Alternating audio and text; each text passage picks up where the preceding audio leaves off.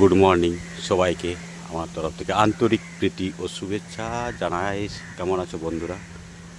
আমাদের দেখে প্রকৃতির নেচার, যা ন্যাচারাল, এই যে অর্জুন গাছের মধ্যে যে গুণাবলী কী আছে, যাদের রোগ আছে, যেটাকে বলে সুগার বা মধুমেহ রোগ, এই অর্জুন গাছের ছাল সকালে খালি পেটে বেটে খেতে হবে। আর বিরাট উপকার আছে গাছ।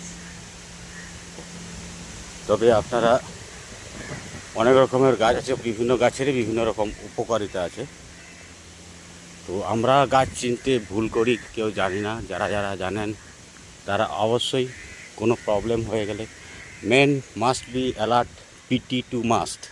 পিটি আপনাদেরকে অবশ্যই করতে হবে, যোগাসন, তারপরে টুকটাক যেগুলো আসন আছে এগুলো কন্টিনিউয়াস 10 মিনিট 20 মিনিট হাঁটবেন, দৌড়াবেন, ঘাম ঝরাবেন। তারপরে আপনারা এই খালি পেটে খাবেন, প্রচুর উপকারিতা পাবেন। আর এই উপকারিতার মূল উৎস হচ্ছে আমাদের যে প্রাচীন আয়ুর্বেদ শাস্ত্রে অনেক রকম গাছগাছড়া, শিকড় বাকড় 16 রকমের আছে ঔষধি।